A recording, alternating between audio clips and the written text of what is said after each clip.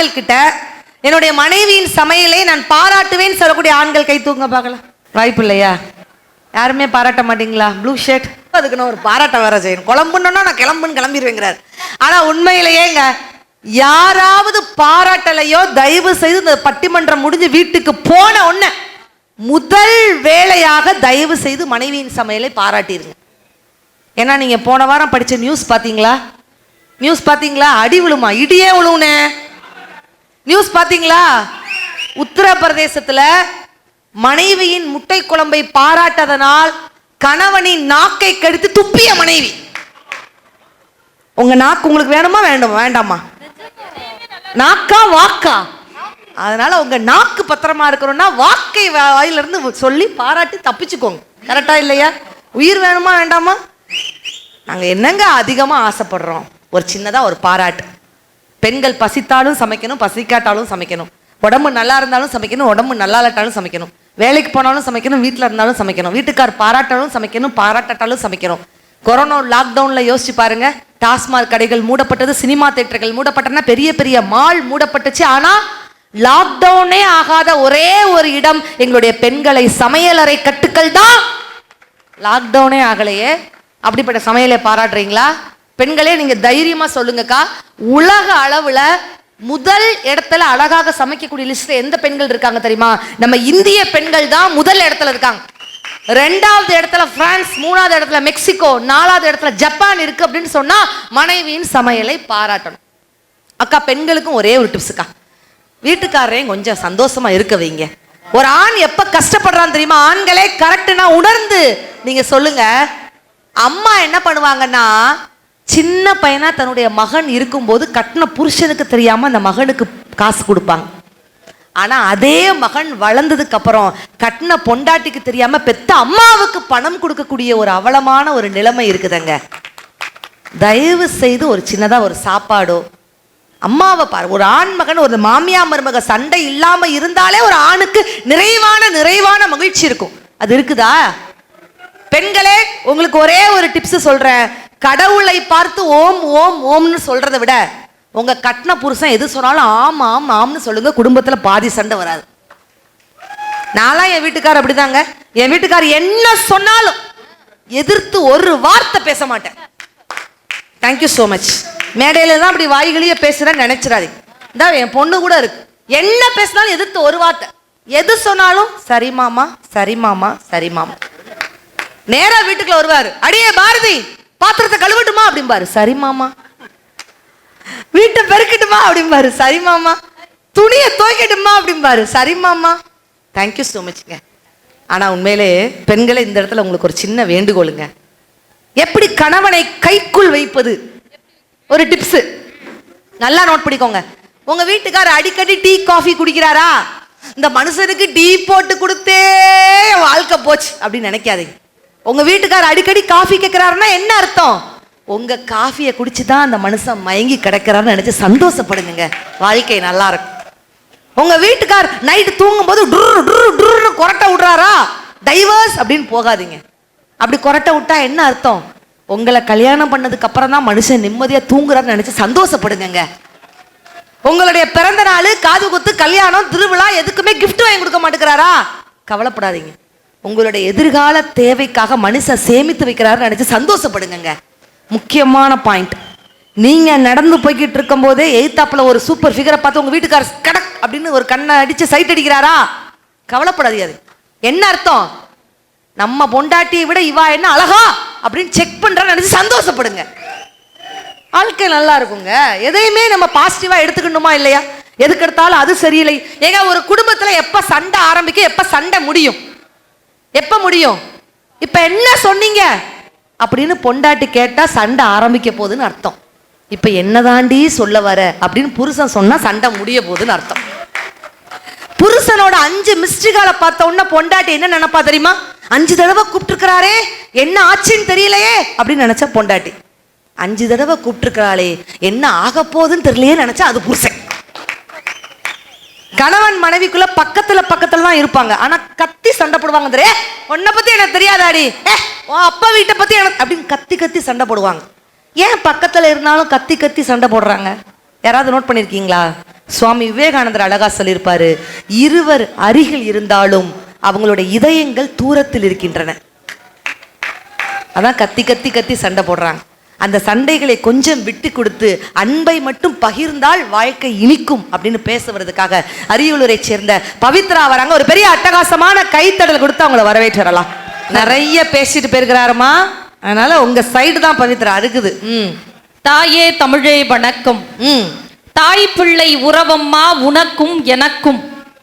நீ இல்லை என்றால் என் வாழ்வில் அத்தனையும் கசக்கும். உன்னை நினைத்தாலே இனிக்கும். நீயே என் இயக்கம் என்று அன்னை தமிழை வணங்கி அழகா கைதட்டி ரசிக்கிற செட்டியா 10 செம்ம கெத்துன்னு சொல்லி ரசிச்சுக்கிட்டு இருக்க மக்களையும் வணங்கி, நடுவர்களே, இன்னைக்கு பட்டிமன்றம் நடக்கிற மேடை உண்மையாவே வரலாற்று சிறப்பு மிக்க மேடை.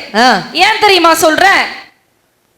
பொன்னை நேசித்தவர்களை பார்த்திருக்கிறேன், தன்னை நேசித்தவர்களை பார்த்திருக்கிறேன், என்னை போன்ற அழகான பெண்ணை நேசித்தவரையும் பார்த்திருக்கிறேன்.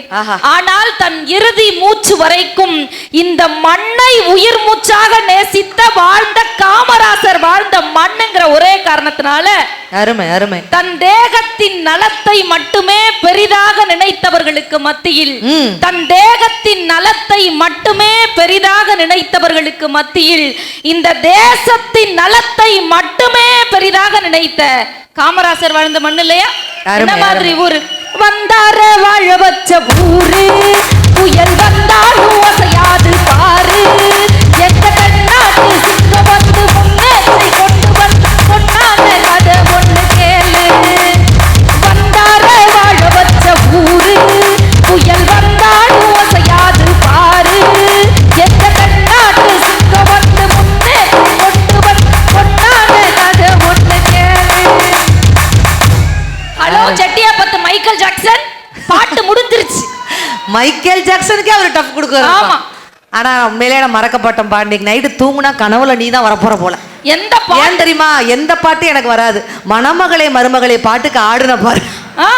ஐயோ சத்தியமா இன்னைக்கு கனவுல அதான் வரப்போகுதுன்னு நினைக்கிறேன். நான் என்ன கேட்கிற நடுவர்களே, முதல்ல ஐயா வந்து பேசினாங்கல்ல, பேசும்போது என்ன சொன்னாங்க? பெருந்தலைவர் காமராஜர் திருமணம் பண்ணாரா பண்ணலையே, அதனாலதான் அவர் பெருந்தலைவர் ஆனாரு அப்படின்னு பேசினார்ல. ஆமா, நான் என்ன கேக்குறேன்? பெருந்தலைவர் காமராஜர் கல்யாணம் பண்ணாததுனாலதான் காமராஜர் ஆனார்னு தெரியுதுல்ல உங்களுக்கு. அப்புறம் நீங்க எதுக்கு கல்யாணம் பண்ணீங்க? நாக்கப்படுற மாதிரி ஒரு கேள்வி. எதுக்கு சார் கல்யாணம் பண்ணீங்க? ஆவுனா 23 வயசானா போதும், மூக்குக்கு கீழே முடி மீச முளைச்சிட்டா ஒரு பொண்ணுக்கு வாழ்க்கை கொடுக்கிற தகுதி வந்துருச்சோ? அது மீசனே டைரக்டா சொல்லலாமே, அது என்ன மூக்குக்கு கீழே ஒரு முடி இறங்கி வர்றது? இல்ல ஒரு ரைமிங்காக எதையும் டைரக்டா சொன்னா அப்புறம் என்ன நடுவர்களே பேச்சா? அது ஒரு பேச்சாளரின் கைவசம். அப்படியே 23 வயசாயிட்ட சாதக நோட்டை கையில தூக்கிக்கிட்டு உங்க வீட்டுல பொண்ணு இருக்கா, பொண்ணு நல்லா சிவப்பா இருக்கா, பொண்ணு நிறைய சம்பாதிக்குதா, பொண்ணுக்கு அரியலூர் பவித்ரா மாதிரி முடி நீளமா இருக்கா? ஒரு நிமிஷம், அந்த முடி நீளமானது கொஞ்சம் காமிமா. பாத்தீங்களாக்கா? பார்த்து இருக்கு, அதுவும் கலந்து உள்றாம. ஆனா உண்மையிலே பவித்ரா, இந்த எப்படிப்பட்ட பொண்ணுன்னு மட்டும் நான் யார்கிட்டயுமே கேட்க மாட்டேன். ஏன் இந்த கொஸ்டினை கேட்டு நான் ஒருத்தர் சிக்கியிருக்கேன். என்ன சிக்கினீங்க? இந்த நம்ம மைக்கேல் ஜாக்சன் இருக்காருல்ல, அந்த மாதிரியே ஒரு பையன் முந்தானத்து பட்டிமன்றம். அந்த பையனை பார்த்து கேட்டேன், டே உனக்கு எப்படிப்பட்ட பொண்ணு வேணும்டான்னு கேட்டேன். அக்கா எனக்கு நிலா மாரி பொண்ணு வேணும்னா. அடடா, அவ்வளவு அழகா இருக்கணுமாடா தங்கம்னு. இல்லக்கா நைட்டுக்கு மட்டும் வரணும், காலையில போயிடணுங்கிறான். பாத்தியா? ஏன்னா சண்டை போட முடியலையா அங்க பொண்டாட்டி. இது பரவாயில்ல. இன்னொருத்த கேட்டேன், என்ன கேட்டீங்க? உங்களுக்கு எப்படிப்பட்ட பொண்ணுனே வேணும்? அவர் சொன்னாரு பாரு ஒரு டெஸ்ட், சிவராஜனுக்கே டஃப் கொடுப்பாரு. என்ன இப்ப இருக்கிற என் பொண்டாட்டி மாதிரி சத்தியமா இருக்க கூடாது காங்கிறார். கல்யாணம் முடிஞ்சதுக்கு அப்புறம் பொண்ணு கேக்குறாரு. ஜோக்குக்கு ஒரு எக்ஸ்பிளனேஷன். ஆமா, நோ மோர் எக்ஸ்பிளனேஷன். என்ன பேச்சு சார்? வந்து கஷ்டப்பட்டு வீட்டு வாசல்ல குடும்பமே வந்து நின்னு எங்க அப்பனையும் ஆத்தாலையும் என்னையும் ஏமாத்தி கல்யாணம் பண்ணிக்கிட்டு இப்ப பொண்டாட்டி வேணாம், பொண்டாட்டி சரியில்லை, பொண்டாட்டினாலே பிரச்சனைனா என்ன மேடம் நியாயம்? யோசிச்சு பாருங்க. உண்மையா நீங்க பட்டிமன்றம் சொல்லிட்டீங்க நடுவர்களே. நானும் அரியலூர்ல பஸ் ஏறி உட்கார்ந்துட்டேன். சரி, பஸ்ல என் சீட்டுக்கு பக்கத்துல ஒரு குடிகார என்னையே குறு குறு குருன்னு பாத்துட்டு இருந்தான். சரி, அழகா இருந்தா பார்க்கதான் செய்வாங்க, நான் கண்டுக்கல. கிரீன் சட்டான்னா கொஞ்சம் குறைச்சிக்கலாமா? கொஞ்சம் அந்த பெருமை பேத்துறத கொஞ்சம் குறைச்சிக்கலாம். அழகா இருந்தா பார்க்கதான் செய்வாங்க, நான் கண்டுக்கல. ஒரு 5 நிமிஷம் நிமிஷம் கழிச்சு அப்படின்னா என்ன பார்த்ததுக்கே வாந்தியா?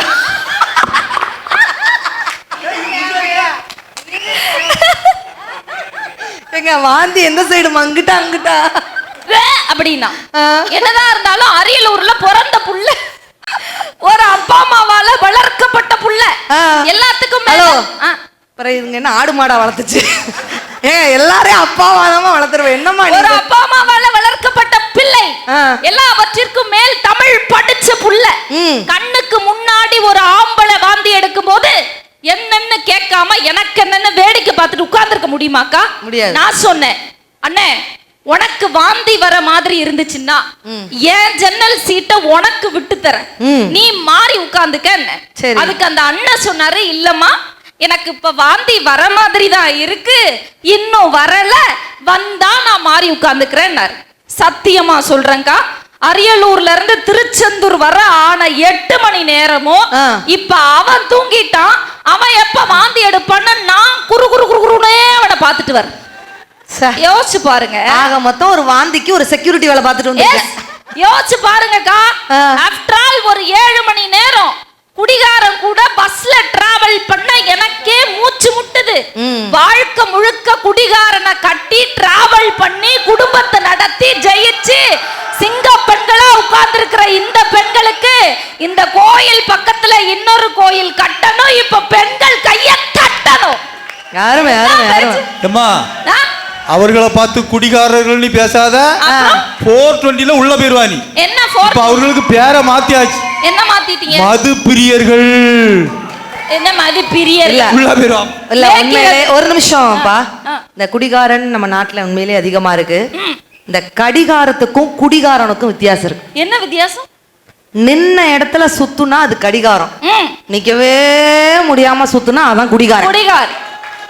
ஆனா இந்த இடத்துல சொல்றேன், நம்ம காமராஜர் ஐயாவை பத்தி இவ்வளவு பேசணும் தெரியுமா? ஆமா. இந்த பட்டிமன்றத்தோட வெற்றி என்ன தெரியுமா? பெருந்தலைவர் காமராஜர் ஐயா படிக்கத்தான் சொன்னாரே தவிர குடிக்க ஒருபோதும் சொன்னதில்லை. நண்பர்களே, தயவு செய்து குடிக்காதீங்க. கண்ணதாசன் அவர்கள் அந்த காலியான மது பாட்டல் பேசுற மாதிரி ஒரு கவிதை சொன்னார். மது பாட்டல் குடிகாரனை பத்தி பேசிச்சான். உன்னால நான் இன்று காலி, என்னால நீ நாளை காலின்னு பேசிச்சான். ஆமா. மதுன்னு ஏன் தமிழன் பேர் வச்சான் தெரியுமா நண்பர்களே? முதல்ல அந்த பழக்கம் ஆரம்பிக்கும் போது மகிழ்ச்சியா தான் இருக்கும். ஆனா கடைசி அது துன்ப கடல்ல போய் ஆழ்த்தும் என்பதை உணர்த்துவதற்காகத்தான் தமிழன் மது அப்படின்னே பேர் வச்சா. அப்படின்னா அந்த மதுவை ஒழிக்க வேண்டும் என்று சொன்னால் மாதுவாகிய பெண்கள் வர வேண்டும். அப்படி பெண்கள் வர பின்பான வாழ்க்கை தான் மகிழ்ச்சியா இருக்கும்னு சொன்னாங்களா இல்லையா? ஆனா பிறந்தா எப்போதும் பொண்ணு அன்பாக என்ன வேணும், வீணா பிரிஞ்சா சந்தோஷம் இல்ல, வேற என்ன சொல்ல வேணும், வாழ்க்கைய ரசிக்கணும்னா வஞ்சி கொடி வாசனை பட வேணும், வாழி போய் நிக்கணும்னா பொண்ண கொஞ்சம் ஆசையில் தொட்ட வேணும்,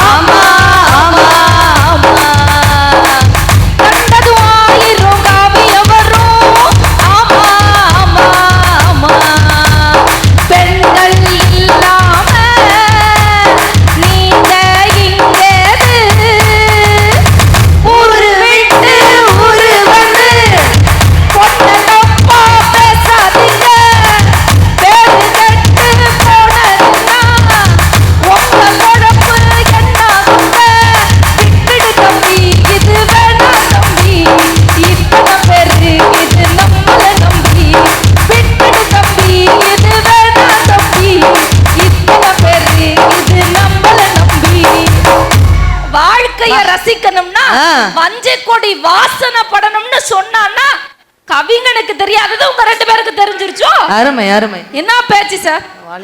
பெண்கள் திருமணத்திற்கு பின்பு எவ்வளவு சாமர்த்தியமா குடும்பம் நடத்துவாங்கிறதுக்கு ஒரு எடுத்துக்காட்டு சொல்லட்டும். சொல்லுங்கம்மா. எடுத்துக்காட்டு சொல்லட்டுமா நடுவர்களே? நிச்சயமா. பெண்கள் புருஷன் வீட்டு சொந்தக்காரங்க வந்தா, புருஷனோட அக்காவோ தங்கச்சியோ வந்தா மட்டமான குழம்பு வைப்போம்.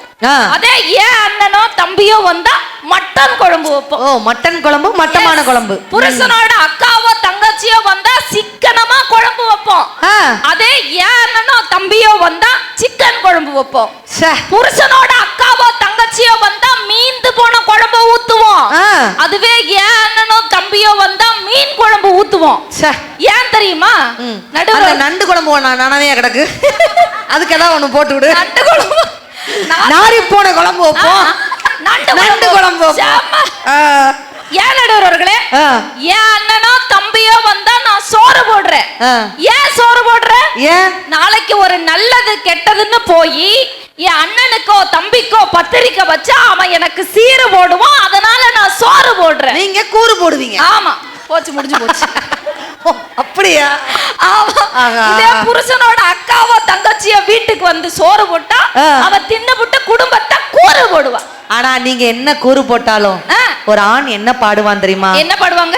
சோறு கொண்டு போறவல்ல அந்த சும்மாட இறக்கு, சோறு தண்ணி சாப்பிடல கொஞ்சம் ஊட்டி விடு எனக்கு, ஆத்தங்கர ஓரத்துல ஒரு அத்தி மரம் இருக்கு, அந்த அத்தி மர நிழலில தான் சொத்து சொகம் இருக்கு, சோறு கொண்டு போறவல்ல அந்த சும்மாட இறக்கு. ஆமா. ஆவுனா பெண்கள் எல்லாமே நைட்டி போடுறீங்க. நைட்டி எல்லாம் ஒரு ட்ரெஸ்ஸா? எதுக்காக நைட்டி போடுறீங்கன்னு கேக்குறீங்கல்ல? ஆமா. இந்த நைட்டி போடுற பொம்பளைங்கனால கலாச்சாரம் கலந்துருச்சான், நாகரிகம் நட்டுக்குச்சான், பண்பாடு படுத்துக்குச்சான். நான் என்ன கேக்குறேன், பெண்கள் எதுக்காக நைட்டி போடுறோம்? தமிழ்நாட்டுல யாரு நைட்டி போடுவா? கட்டுன புருஷனை உசுரா நேசிக்கிற தமிழ் பெண் மட்டும்தான் நைட்டி போடுவா. பா, அருமை. என்னம்மா புதுசா சொல்ற? ஆமா மேடம், கட்டின புருஷனை உசுரா நேசிக்கிற தமிழ் பெண் மட்டும்தான் நைட்டி போடுவா. ஏன் தெரியுமா? இத்தா தண்டி புடவைய துவைக்க விட்டா புருஷனுக்கு கை வலிக்காது. அதனாலதான் நாங்க நைட்டி போடுறோம். ஆனா நான் ரொம்ப நல்ல பொண்ணு. என்ன சொல்றீங்க? என்னைக்குமே நான் வெயிட்டான புடவையா உடுத்த மாட்டேன். ஏன்? கொஞ்சம் காத்து மாதிரி இருக்கிற புடவைய தான் உடுத்துவேன். ஏன் தெரியுமாக்கா? ஏன்? துவைக்கிற என் வீட்டுக்கார கஷ்டப்படுத்த கூடாதுங்கிற அந்த பிஞ்சு மனசுக்கு சொந்தக்காரிக்கா அந்த அன்னபாரதி, தெரியுமா? இந்த இவர் துவைக்க கிளம்பிட்டார் போலயே. நைட்டிய துவைக்க போறாரா புடவைய துவைக்க போறாரான்னு தெரியல. ஆமா, ஏதோ ஒண்ணு துவைக்க போறாரு. பெண்கள் எல்லாம் உண்மையா சொல்லட்டுமா நடுவர்களே, புருஷங்கிட்ட போய் காதுக்கு தோடு வாங்கி கொடுங்கன்னு கேட்போம், கழுத்துக்கு தங்கத்துல நெக்லஸ் வாங்கி கொடுங்கன்னு கேட்போம், சரி கைக்கு தங்கத்துல வளையல் வாங்கி கொடுங்கன்னு கேட்போம். ஏன் தெரியுமா புருஷங்கிட்ட நகை கேக்குறோம்? ஏமா? நாங்க போட்டுட்டு மினுக்கணுங்கிறதுக்காகவா நகை கேக்குறோம்? அப்புறம் எதுக்கு? இல்ல புருஷன் வாங்கி கொடுக்கற நகையை வச்சு என் தங்கச்சிய கல்யாணம் பண்ணி கொடுத்துடலாங்கிறதுக்காகவா நகை கேக்குறோம்? அது ஒரு பாயிண்ட் வர இருக்கா? இல்ல நடுவர்களே, எதுக்கு தெரியுமா பெண்கள் நகை கேக்குறோம்? காலம் போன காலத்துல கட்டிக்கிட்ட புருஷனுக்கு ஒரு கையோ ஒரு காலோ இழுத்துக்குச்சுன்னா, அடசம் பாவிகளா, கழுத்துல கிடக்குற தங்க நெக்லஸ், காதுல கிடக்குற தங்க தோடு, அது புருஷனுக்கு மட்டும் தான் இழுக்குமா? உங்களுக்கு இழுக்குமா? எங்களுக்கு என்ன இழுக்கும்? நாங்கள சாதக நூட்டை தூக்கிட்டு வந்து குடும்பமா உட்காந்து பிச்சை எடுத்து கல்யாணம் பண்ணோம். கல்யாணம் பண்ணது புருஷன் தானே. அப்படியா? அவங்களுக்கு தான் இழுக்கும். அப்ப நீங்க ஆண்கள் வரதட்சணை வாங்குறீங்கன்னு சொல்றீங்க? ஆமா. சிவராஜன் எந்திரிங்கண்ணா, நீங்க வரதட்சணை வாங்கிருக்கீங்களா? சகோதரி, தயவு செய்து அத வரதட்சணைன்னு சொல்லாத. உட்கார்ந்திருக்கலாம். எனக்கு ரொம்ப கஷ்டமா இருக்கு. Nonsense of the stupid of the idiot of the fellow. 500 ரூபாய் கிடைச்ச உடனே அசால்ட்டா உட்கார்ந்துட்டாரு. சத்தியமா சொல்றேன், ஆண்கள்லாம் வரதட்சணை வாங்கினார்கள், வரதட்சணை வாங்குகிறார்கள், வாங்குவார்கள் என்று தயவு செய்து எந்த மேடையிலும் பேசாது. செட்டியாபத்துல கேளுங்க, வரதட்சணையே கிடையாது. இப்போ சுனாமி வந்த போது அதுல பாதிக்கப்பட்டவங்களுக்கு எல்லாம் அரசாங்கத்திலிருந்து என்ன கொடுத்தாங்க? நிவாரண நிதியம் கொடுத்தாங்க, நிவாரண பொருட்களும் கொடுத்தாங்க. ஓகி புயல் கொரோனா அதுல பாதிக்கப்பட்டவங்களுக்கு அரசாங்கத்திலிருந்து என்ன கொடுத்தாங்க? நிவாரண நிதியம் கொடுத்தாங்க, நிவாரண பொருட்களும் கொடுத்தாங்க. இதே போல எங்க மாமனாரு இல்ல நீ நாளையில இருந்து பாதிக்கப்பட போறாள்னுக்கிட்டு அவரு கொடுத்த நிவாரண நிதி தான் அது. தப்பா சொல்லலாமா? என்ன நிவாரண நிதி? ஆனா என்ன பத்தி உனக்கு தெரியாது. நான் என் பொண்டாட்டிய கரம் பிடிக்கிறதுக்காக என் மாமனார்கிட்ட ₹1 நான் கை நீட்டி வாங்கினது கிடையாது. அருமை அருமை. கை தட்டுங்க நாச்சி. அருமை அருமை. கை தட்டுங்க. Super super super. அதுக்கு முன்னாடி என்னாச்சு? இந்த நாயை ஒரு போட்டோ எடுத்துக்கிட்டு கரெக்டா வந்துருச்சு அந்த ஜோக்குக்கு. எதுக்கு நான் ஏன் போட்டோ எடுக்கீங்க?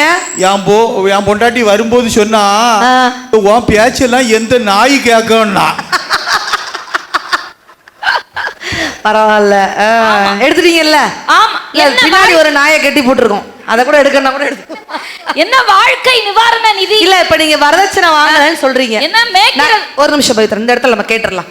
இங்க திருமணமான ஆண்கள்லாம் என்னுடைய மனைவி கிட்ட நான் வரதட்சணையே வாங்கலன்னு சொல்லக்கூடிய ஆண்கள் கை தூக்குங்க பார்க்கலாம். வாங்கல வாங்கல வாங்கல 2-3 பேர் வாங்கலங்கிறாங்களப்பா. ஆமா, நானும் வாங்கவே இல்லை அண்ணாச்சி. ஜோரா எனக்காக ஒரு ஜோரா எல்லாரும் ஒரு கைத்தட்டி கொடுத்துருங்க. நான் என் மனைவியை கரம் பிடிப்பதற்காக எங்க மாமனார்ட்ட ₹1 நான் வாங்கினது கிடையாது. நடுவரை கிராஸ் பண்ணி வாரீங்க. மாமான்னு சொல்லிட்டேன், வரதட்சணை வேண்டான்னுட்டேன். Very good. ஆனா எங்க மாமனார் என்ன சொன்னாருன்னா, அப்படி சொல்லப்படாது மருமகன்ட்டு வீட்டுல வந்து ஒரு 10 லட்சம் ரூபாய் தந்துட்டு போனாரு. அவருக்கு மனசு கோணப்படாதுன்னு நான் வாங்கிட்டேன். இதுக்கு தேவையில்லாம இன்பண்ணி வேற மனுஷன் வந்திருக்கிறார். ஆனா அந்த இடத்துல சொல்றேன், பொண்ணுங்க கிட்ட வரதட்சணை எதிர்பார்க்கிற ஆண்கள் மனசு பிச்சைன்னா, பொண்ணுங்க கிட்ட வரதட்சணை எதிர்பார்க்கிற ஆண்கள் மனசு பிச்சைன்னா, மாப்பிள்ளை வீடு நல்லா வசதியா இருக்கணும், கார் வச்சிருக்கணும், பங்களா வச்சிருக்கணும் அப்படின்னு நினைக்கக்கூடிய பெண்களின் மனசும் எச்சதாங்க. என்றைக்கு பணம் சார்ந்து இல்லாமல் மனம் சார்ந்து திருமணம் நிச்சயிக்கப்படுதோ அன்னைக்கு தான் திருமணம் சொர்க்கத்துல நிச்சயிக்கப்படுது. அது வரைக்கும் திருமணம் ரொக்கத்துல தான் நிச்சயிக்கப்படுது. ஆமா. என்ன வாழ்க்கை நிவாரண நிதி வாழ்க்கை முழுக்க பாதிப்பை ஏற்படுத்த போற. நான் என்ன கேக்குறேன், நீங்க கல்யாணம் பண்றதுக்கு முன்னாடி என்ன பெட்லயே படுத்து தூங்குனீங்க? வேற தரையில தானே படுத்து தூங்குனீங்க. கட்டாந்தரமா? அதான். அதுக்கு முன்னாடி உங்க வீட்ல ஒரு கிரைண்டருக்கு வழி உண்டா? கொடக்கல்ல தானே ஆட்டி இட்லி சுட்டு தின்னீங்க. அதுல 18 இட்லி திம்பாரு. வழி உண்டா? அது கூட பரவாயில்லக்கா. வீட்ல தட்டு கூட இல்லன்னு தட்டு கேட்ட குடும்பம் ஏன் அப்பா வீட்ல இருந்து எடுத்துட்டு வர தட்டுல தான் குடும்பமே சோத்த திங்கிறீங்க. அந்த பாட்டி பாக்குது, என்னத்த பேசுறா பாரு இந்த ஆயி. ஆமா, நாங்க கல்யாணத்துக்கு பிறகுதான் தின்னோம் தட்டுல. ஆமா, இல்லாட்டா தரையில தான் போட்டு தின்னோமா. அப்படிதான் சாப்பிட்டீங்க. கல்யாணத்துக்கு முன்னாடி எல்லாரும் சந்தோஷமா தான் இருந்தா. சத்தியமானாஜி நடுவரவர்களே நல்லா கவனிங்க. கல்யாணம் எங்க அன்னைக்கெல்லாம் அந்த காலத்துல எங்க தாத்தாவுக்கெல்லாம் 12 பிள்ளைகள். தாத்தா என்ன வேலை பார்த்தாரு? அதேதான் வேலையா இருந்தார். அப்படி இருந்தாலும் எவ்வளவு குடும்பத்துக்குள்ள சந்தோஷமா இருந்தோம். சண்டாளி கல்யாணத்துக்கு முன்னாடி எங்க ஆண்மகன்லாம் அப்படி சந்தோஷமா இருந்திருப்போம் நடுவரவர்களே. ஒரு கடலை முட்டாய வாங்கினாலும் 4 பேரும் கடிச்சு பிச்சு பிச்சு தின்னோம். எச்சிக்கல குடும்பம் அப்படி சொல்லாங்க. ஒரு பிளேட்ல தான் நாங்க சோறு போட்டு சாப்பிட்டோம். அவ்வளவு ஒற்றுமையா இருந்தோம். ராஜாக்கள் மாளிகையும் காணாத இன்பமடா, 4 கால் மண்டபம் போல் நாங்கள் கொண்ட சொந்தமடா, ரோஜாவின் இதழ்களை போல் மாறாத நேசமடா, 100 ஆண்டு வாழ்ந்தாலும் மாறாத பாசமடா, முத்துக்கு முத்தாக சொத்துக்கு சொத்தாக அண்ணன் தம்பி பிறந்து வந்தோம் ஒண்ணுக்குள் ஒண்ணாக, அன்பாலே இணைந்து வந்தோம் கண்ணுக்குள் கண்ணாக. 4 பேர் அண்ணன் தம்பி ஒற்றுமையா இருந்தோம். சண்டாளி நீங்க வலது கால எடுத்து வச்சு எங்க வீட்டுக்கு வந்திய. நல்லா கூட்டு குடும்பமா இருந்த குடும்பம் இன்னைக்கு 4 தெருவுல சண்டைய போட்டுக்கிட்டு தெரு தெருவா போய் நிக்கிறோமே. நீங்க என்னைக்கு ஒத்துமையா சேர்த்து வச்சிய? என்ன ஒத்துமையா சேர்த்து என்ன ஆவுனா? எல்லா பெண்களையும் குடும்பத்தை பிரிச்சிட்டீங்க பிரிச்சிட்டீங்க பிரிச்சிட்டீங்கன்னு பேசுறீங்க. தமிழ்நாட்டுல இனிமே எந்த பொண்ணையும் பார்த்து குடும்பத்தை பிரிச்சிட்டீங்கன்னு நீங்க பேசக்கூடாது. குடும்பத்தை பெருக்கிட்டீங்கன்னு பேசணும். அப்படியா? ஆமா. எப்படி சொல்றமா? 4 அண்ணன் தம்பிங்க ஒன்னா ஒரே வீட்ல இருந்தா ஒரே வீடு. இப்ப வெயில் காலம் புழுக்கமா இருக்கும், காத்து வருமா? தூங்க முடியுமா? முடியாது. இதே 4 அண்ணன் தம்பியும் அடிக்க விட்டு புடிக்க விட்டு 5 வீட்ல மாத்தி வச்சோம்னா 5 வீடு, 5 தண்ணி பில்லு, 5 கரண்ட் பில்லு, நாட்டுக்கு வருமானம் வருதா? இப்ப இந்த மாதிரி ஒரு கோயில் திருவிழா நடக்குதுன்னு வச்சுக்கோங்க. 4 அண்ணன் தம்பிங்க ஒரே வீட்ல இருந்தா ஒரே வரி. இதே பிரிச்சு 4 வீட்ல வச்சா 4 வரி.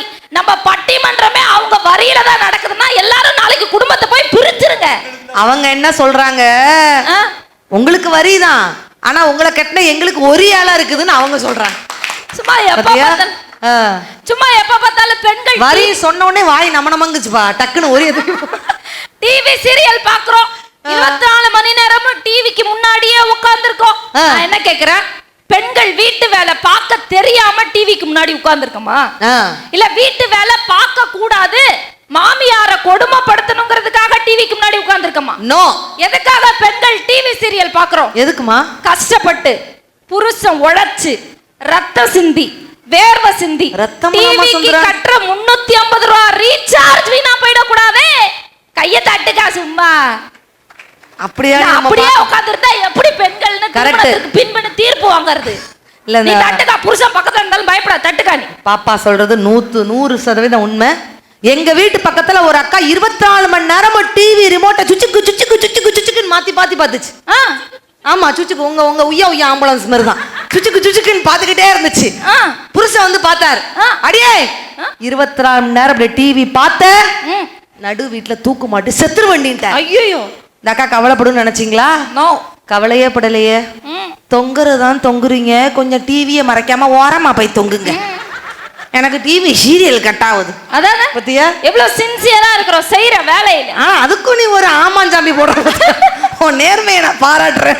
அதனாலதான் ஒரு கவிஞர் அழகா சொன்னான். அதுக்கும் சொல்லியிருக்கானா? சொல்லிட்டானே, வெற்றி பொண்ணு வந்தாலும் தோல்வி பொண்ணு கண்டாலும் கொண்டாட பொண்ணு வேணும், தொட்டு கொஞ்சம் பொருள் பண்ணு வேணும்.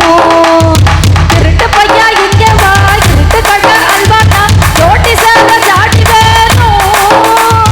மலையாள தேங்காய் நான் மதையான நீ தாண்டா, பையா ரோட்டி வேணும். ஒரு வெறியாட்டம் ஆட்டி பார்ப்போம். ஒத்த கண்ணு மூக்குத்தியா, என்ன ஒத்தை கொத்த வாரியா, லூசு பேசுதா. வரவா எட்டி தொடவா, நீ கண்ணடிச்சா காசு போடும் செலவா. பத்த வச்ச கண்ணுக்குள்ள உன்னை பச்சை குத்தி வச்சிருக்க நெஞ்சுக்குள்ள. கொள்ளா ஒரு வரவா, நான் வந்திருக்க வாழையில விருந்தா. வெற்றி ஒண்ணு வந்தாலும் தோல்வி ஒண்ணு கொண்டாலும் விசித்திரமான பாட்டெல்லாம் தூக்கிட்டு வரீங்க. ஆமா, கொண்டாட பொண்ணு வேணும்னு சொன்னாங்களா இல்லையா? ஆ. ஆமா. எப்ப பார்த்தாலும் கல்யாணத்துக்கு முன்னாடி ஒரு ஆம்பளை எப்படி சார் இருக்கீங்க? எப்படி இருக்கீங்க? 10 நாள் குளிக்க மாட்டாங்க, 15 நாள் பல்லு விளக்க மாட்டாங்க. கொஞ்சம் தள்ளி உட்காருங்க. இங்க வரைக்கும் ஸ்மெல் வருதுக்கா. நான் வேற ரோகிணி மேல சந்தேகம் போட்டுட்டேன். ஒரு கிழிஞ்ச சட்டையும் ஒரு முண்டா பனியனையும் போட்டுக்கிட்டு ஆ. தெரு தெருவா அலைய வேண்டியது எதுக்கு? என்ன காரணம்? ஏன்? என் மூஞ்சல்லாம் எவ பாப்பா அப்படிங்கிற ஒரு விரக்தி. ம். அதுவே என்ன மாதிரி ஒரு அழகான பொண்ணு விரும்பி திரும்பி பார்த்ததுக்கு பிறகு ஆ. 15 நாள் குளிப்பான், 20 தடவை பல்லு விளக்குவான். ஃப்ரெண்டு கிட்ட கடன் வாங்கியாவது சட்டைய வாங்கி, மச்சான் உன் சட்டைய குடுற, நான் என் ஆளை பார்க்க போறேன்னு வாங்குவான்னா, உங்களை அழகாக்குறதும் உங்க வாழ்க்கையை அழகாக்குறதும் என்ன மாதிரி ஒரு பொண்ணு வாழ்க்கைக்குள்ள வந்ததுக்கு பிறகுதான். ஆவுனா பெண்கள் மேக்கப் போடுறோம், பெண்கள் லிப்ஸ்டிக், அது எப்படி உய்ய உய்ய உய்ய எந்த லிப்ஸ்டிக்ல சவுண்ட் வருதுன்னு எனக்கு தெரியும். அது ஊவா. எதுக்கு லிப்ஸ்டிக் போடுறோம்? அதையும் போய் பார்த்திருக்காரு பாருங்க. ஏன் பெண்கள் மேக்கப் போடுறோம்? ஏமா? எதுக்காக மேக்கப் போடுறோம்? நாளைக்கே மேக்கப் போட்டு நல்ல புடவை கட்டி தலை நிறைய பூ வச்சு நகை நட்டெல்லாம் மாட்டிக்கிட்டு நடு ரோட்ல நடந்து போனா பாக்குற 4 பேர் பார்த்துட்டு சிவராஜன் பொண்டாட்டிய எவ்வளவு அழகா வச்சிருக்காரு பாருடா சொல்ல மாட்டேன். பொண்டாட்டிய வச்சிருக்கனா குடும்பம் நடத்தான்னு சொல்லம்மா. இல்ல, அதான் அர்த்தம் மாறி போவோம். குடும்பத்துல வச்சிருக்கீங்கன்னு 4 பேர் பெருமையா பேசுவாங்க. சார் என்ன மாதிரி சிக்குன்னு சிலையா அப்படி மேக்கப் பண்ணி நடந்து போனா என்ன சொல்லுவாங்க? ஸ்கிரிப்ட தவிர உன்னையதாம்மா அதிகமா பேசியிருக்கேன். பட்டிமன்ற பாயிண்ட் வர மாட்டேன். என்னைய மாதிரி சிக்குன்னு சிலையா நடந்து போனா என்ன சொல்லுவாங்க? இப்படி ஒரு பயலுக்கா இப்படி ஒரு நல்ல பொண்டாட்டி, இப்படி ஒரு நாசமா போனவனுக்கா இப்படி ஒரு நாகரிக பொண்டாட்டி, இப்படி ஒரு ஊர் சுத்தி பயலுக்கா இப்படி உலக அழகி மாதிரி ஒரு பொண்டாட்டின்னு யாருக்கு பெருமை? உங்களுக்கு பெருமை, உங்க குடும்பத்துக்கு பெருமை. ஆவுனா பொண்ணு பார்க்க வந்துட்டோம், தெரியாம கல்யாணம் பண்ணிட்டேன். என்ன தெரியாம கல்யாணம் பண்ணிட்டேன்? என்ன 2 பேரும் கோமாவலியா இருந்தீங்க? இல்ல கொரோனா வந்து படுத்தா கிடந்தீங்க? கோமாவல இருந்தாலும் இந்த மனுஷன் ஹேமாவை பாக்குற ஆளு. ஆமா, தப்ப முடியாது. ஆமா. இல்ல கொரோனா வந்து படுத்தா கிடந்தாங்க. சிவராஜன் உனக்கு பொண்ணு பார்க்க போறோம்பா அப்படின்னு சொன்னாங்கல்ல, காது நல்லா கேக்கும்ல, வாய் நல்லா பேசும்ல. நல்ல சிவராஜன் ஐயாவா இருந்திருந்தா கல்யாணம்னா பிரச்சனை, பொண்டாட்டினா பிரச்சனை, பொண்டாட்டினா புடுங்கல்னு சொல்லிட்டு காவி வேட்டிய கட்டிட்டு காசிக்கு போக வேண்டியதானே? காசில இருந்தா வந்திருக்காரா? எதுக்கு பட்டு வேட்டிய கட்டிக்கிட்டு எதுக்கு சார் மணமேடைக்கு வந்தீங்க? வாய்ப்பு இல்ல. பட்டு வேட்டிக்கலாம் அவரு பேமெண்ட் வாங்கி தான் ஒரு பேண்டே வாங்கணும். நடுவர் அவர்களே, நானும் கல்யாணத்துக்கு முன்னாடி பொண்ணு பார்க்க போனேன். நல்லா கேட்டுக்கிடுங்க. பொண்ணு ஏரல் பக்கத்துல தான் பார்க்க போயிருக்கேன். பஜ்ஜி வருது, சொச்சி வருது, காப்பி வருது, டீ வருது, மிச்சர் வருது, பொண்ணு வரல. எனக்கு யாரா அவசரம், அதான் பாத்ரூம் போகணும். நானே எங்க அம்மாட்ட சொன்னேன், பார்த்தேன் 10 நிமிஷம் கழிச்சு பார்க்கேன், பொண்ணு வந்துட்டு தாம்பாளத்துல காப்பி எடுத்துக்கிட்டு அப்படி குனிஞ்ச தலையோட ஜல் ஜல் ஜல்லுன்னு அப்படி பொண்ணு மாதிரி இல்ல, ரோபோ மாதிரி தெரியும். நான் என் அம்மாவை பார்த்தேன். அம்மாவை என்ன இப்படியா பாத்தீங்க? நான் என் அம்மா பொண்ணை பார்த்தேன். அவ நடையும், அவ சடையும், அவ எடையும். நான் எங்க அம்மாட்ட சொன்னேன், எம்மா முடிச்சிருந்தேன். எங்க அம்மா என்ன பலார்னு சென்னில அடிச்சு விட்டா. ஏம்மா அடிச்சேன்னு கேட்டேன். ஏன்னா வந்தது பொண்ணுக்கு அம்மா தானிட்டா. உட்காருங்க. எங்க இந்த இடத்துல நான் சொல்லியே ஆகணும். அவருக்கு பொண்ணு பார்க்க போனதே ஒரு பெரிய கதை பவித்ரம், தெரியாதுல்ல? அவர் பொண்ணு பார்க்க போயிருந்தேன். நான் கேட்டிருந்தேன், ஜபா சார் அண்ணா பொண்ணு பார்க்க போனீங்களா, போன விஷயம் என்னாச்சுன்னு கேட்டேன். பொண்ணோட அம்மா பொண்ணு தரமாட்டேன்ட்டாருமா. பொண்ணோட அப்பா பொண்ணு தரட்டேன்னா பொண்ணோட அம்மாட்ட ஒரு வார்த்தை கேட்க வேண்டியதானே? லூசா நீ, லூசாமா நீ, பொண்ணையே தரமாட்டாங்களா, பொண்ணோட அம்மாவை எப்படி தருவாங்கன்ட்டார். அதானே பொண்ணோட அம்மா மேலயே கண்ணா இருக்காருக்கா. இது அதோட முடிஞ்சு போச்சுமா ஜோக்கு. நீ அங்க டெவலப் பண்ணுங்க, அப்படியே விட்டுட்டு அடுத்த பாயிண்ட்க்குள்ள போக நிச்சயமா. பொண்ணு பார்த்து பொண்ணு அம்மாவையே நிறைவாக நடுவர்களே பொண்ணு பார்க்க வர்றீங்கல்ல, குடும்பமே அன்னைக்கு ஒரு நாள் தான் குளிக்க வேண்டியது. குளிச்சுட்டு என் வீட்டுல என் அப்பா சம்பாதிச்சு வாங்கின சோபாவில வந்து உட்காந்துக்க வேண்டியது, ஓசில டீ குடிக்க வேண்டியது, ஓசில பஜ்ஜி சொச்சு திங்க வேண்டியது, தின்னுட்டு வாயை மூடிட்டு போகணுமா இல்லையா? பவித்ரா உனக்கு கல்யாணம் ஆச்சாகலையா? இல்லையே. பரிதாபத்துக்குரிய எதிர்கால கணவருக்கு ஒரு பெரிய கைத்தட்டல் கொடுத்துருங்க. அப்படிலாம் நீங்க தப்பா நினைச்சிடாதீங்க. பரிதாபத்துக்குரிய ஒரு கணவர் தான்மா. அரியலூர் பவித்ராவை கல்யாணம் பண்ணிக்க போற மாதிரி ஒரு அதிர்ஷ்டசாலியான ஆணை நீங்க பார்க்க முடியாது. ஏமா? You know why? ஏய், நான்லாம் விடிய கால 11 மணிக்கு எந்திரிச்சு காஃபி போட்டு புருஷன் காலை தொட்டு எழுப்புவேன். விடியற்கால 11 மணியா? ஆமா. ஏன் நள்ளிரவு 4 மணி கூட போட்டு விடு. நள்ளிரவு 4 மணிக்கு எழுப்ப கூடாதுல, தூங்கிட்டு இருப்பாரு பாவம். கஷ்டப்பட்டு கல்யாணம் பண்ணி இருக்காருல்ல. நீ விடியற்கால 11 மணிக்கு டீ குடுக்கிறதுக்கு பேசாம பால் டாயிலே கொடுத்து படுக்க வச்சிடலாம். அது புருஷனுக்கு கொடுக்க, பால் டாயிலா அது புருஷனுக்கு கொடுக்க கூடாது, மாமியாருக்கு தான் கொடுக்கணும். போட்டு தள்ளிட்டு தான் அடுத்த வேலையவே.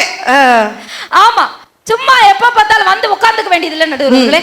இந்த மாப்பிளைய பெத்த தாய் கிழவி ஒருத்தவங்க இருப்பாங்க பாத்தீங்களா? தாய் கிழவி. ஆமா, அப்படி வெக்கப்பட்டுக்கிட்டே டீயை கொடுத்துட்டு போகும்போது மாப்பிளைய பெத்த தாய் கிழவி ஆரம்பிக்கும், பொண்ணுக்கு ஏன் நெத்தி நீளமா இல்ல, பொண்ணுக்கு ஏன் புருவம் வளைவா இல்ல, பொண்ணு ஏன் இவ்வளவு அணு மாதிரி இருக்கு, அணுகுண்டு பொண்ணுக்கு ஏன் மூக்கு கூரா இல்ல, பொண்ணுக்கு ஏன் வாய் நேரா இல்லன்னு கேக்குதுக்கா. என்ன பார்த்து எனக்கு என்ன கோணவாயாக்கா?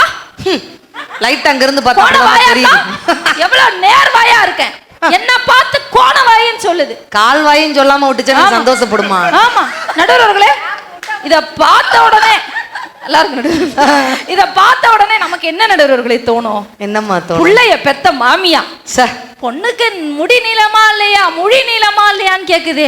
ஒருவேளை இது பெத்து வச்சிருக்க புள்ள நல்லாதான் இருக்கும் போலன்னு நம்பி நிமிந்து பாக்குறங்கா, மண்டை மட்டும்தான் இருக்கு, முடிய காண், கண்ணு மட்டும்தான் இருக்கு, முடிய காண், வாய் மட்டும்தான் இருக்கு, பல்ல காணும். மாப்பிள்ளைங்கிற பேர்ல ஒரு கீரி புள்ளைய கொண்டு வந்து உட்கார வச்சு எங்க தலையில கட்டுறீங்களே, உங்க கூட வாழற நாங்க புலம்பணும் திருமணத்திற்கு பின்பு மகிழ்ச்சி இல்லைன்னு. நாங்களே ஒத்துக்கிறோம், திருமணத்திற்கு பின்புதான் வயிற்றுக்கு பேண்ட போட சொன்னா இடுப்புக்கு பேண்ட், அதுக்காக போட்டிருக்காரு. இடுப்புல பேண்ட போட சொன்னா வயிற்றுல பேண்ட், அதுக்கு ஒரு பெல்ட். இத பார்த்த ஒரு பொண்ணு கழுத்தை நீட்டி இருக்குன்னா நான் ஒன்னே ஒண்ணுதான் நடுவர்களே கேளுமா, நல்லா கேளுமா, நிறைவா சொல்லிடுறேன். Facebookல ஒரு போட்டோ போடுறோன்னு வச்சுக்கோங்க. Facebookல ஒரு போட்டோ போடுறோம், அத 15,000 பேர் லைக் பண்றாங்க. அதுக்கே நாம நன்றியோட இருக்கோம். Facebookல லைக் கொடுக்கிறவனுக்கே நாம நன்றியோட இருக்கமே, இந்த ஃபேஸ்ங்களுக்கெல்லாம் லைஃப கொடுத்த பொண்டாட்டிங்களுக்கு எவ்வளவு நன்றியோட இருக்கணும். ஒன்னே ஒண்ணுதான் நடுவர்களே, இங்கிலீஷ் காமெடி கொஞ்சம் புரியாம இருக்கு. பெண்கள் வந்து ஒரு ஆணுக்கு ஒரு பெண்ணுடைய துணை 2 இடத்துல ரொம்ப முக்கியம். சொல்லுமா. ஒண்ணு இளமை பருவம், இன்னொன்னு முதுமை பருவம். இளமை பருவத்துல ஏன் முக்கியம்னா அவனுடைய குழந்தைகளை பார்த்து கொள்வதற்கு ஒரு பெண் வேண்டும். முதுமை பருவத்தில் ஏன் முக்கியம்னா அவனையே ஒரு குழந்தையாக பார்த்து கொள்வதற்கு ஒரு பெண்ணுடைய துணை மிக முக்கியம்னு சொன்னா பொம்பளை துணை இல்லாம வாழ முடியாது.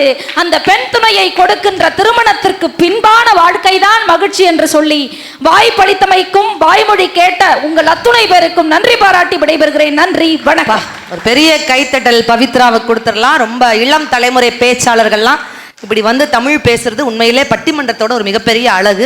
4 பேச்சாளர்களுமே ரொம்ப அருமையா பேசினாங்க. நாங்க நல்லா பேசணும் அப்படிங்கிறத விட செட்டியாபத்து ரசிகர்கள் நீங்கள் நன்றாக ரசித்தீர்கள், அதனாலதான் எங்களால பேச முடிஞ்சு. அதான் உண்மை. இதே பட்டிமன்றத்தை வேற எந்த ஊர்லனாலும் போடுங்க, இந்த அளவு பேசுவோமான்னு எங்களுக்கு தெரியாது. உண்மையிலே அந்த வாயிலிருந்து வரக்கூடிய வார்த்தைகள் ஒன்றும் எங்களை பேச வைக்கக்கூடிய கருவி நீங்கள் மட்டுமாகத்தான் இருக்க முடியும். 5 நிமிடத்தில் தீர்ப்பு, 5 நிமிஷம் தான்.